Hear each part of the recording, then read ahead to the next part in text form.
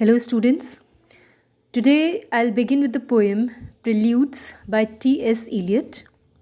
So, before the explanation of the poem, I'll give you a brief introduction of Eliot and the poem Preludes. Thomas Stearns Eliot was born in St. Louis, Missouri on September 26, 1888. He lived in St. Louis during the first 18 years of his life and attended Harvard University. In 1910, he left the United States, having earned both undergraduate and master's degree and having contributed several poems to the Harvard Advocate.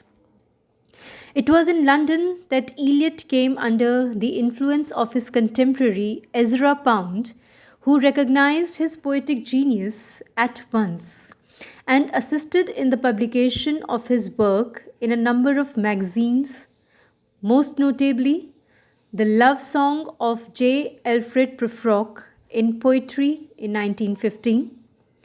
His first book of poems, Prufrock and Other Observations, was published in 1917 and immediately established him as a leading poet of the avant-garde.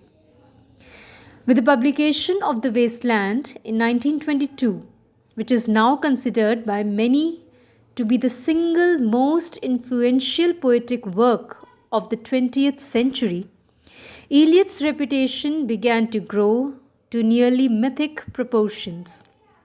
By 1930, and for the next 30 years, he was the most dominant figure in poetry and literary criticism in the English-speaking world. As a poet, he transmuted his affinity for the English metaphysical poets of the 17th century and the 19th century French symbolist poets into radical innovations in poetic technique and subject matter. His poems, in many respects, articulated the disillusionment of a younger post-World War first generation with the values and conventions, both literary and social, of the Victorian era. As a critic also, he had an enormous impact on contemporary literary taste. His major later poetry collections include Ash Wednesday and Four Quarters. His books of literary and social criticism include The Sacred Wood, The Use of Poetry and the Use of Criticism, After Strange Gods, and Notes Towards the Definition of Culture. Eliot was also an important playwright whose verse dramas include Murder in the Cathedral, The Family Reunion, and The Cocktail Party. T.S. Eliot received the Nobel Prize for Literature in 1948. He died in London on January 4, 1965. Now coming to his poem Preludes. The word prelude means a preparatory exercise expected to lead to something more full-fledged. In musical terminology also, it carries the meaning of an introductory musical piece to be followed by the principal movement.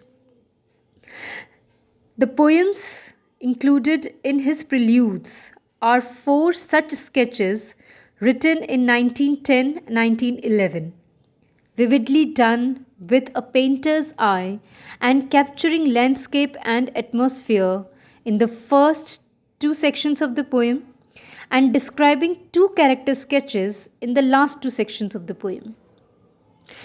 The depressing gloom of the winter evenings, heavy with the lingering smells of food and the deserted look of the streets, is captured in the Prelude 1.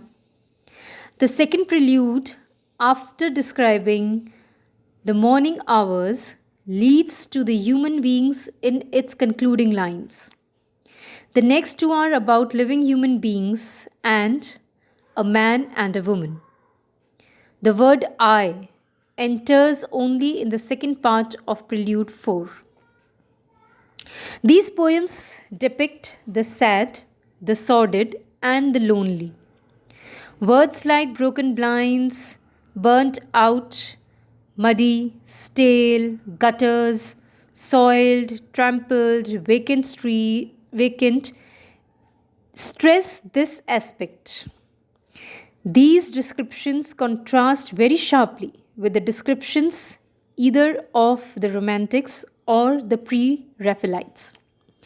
This is a reflection not only on city life and the ugliness of urban conditions, but also on the perceptions of the poet which center on them.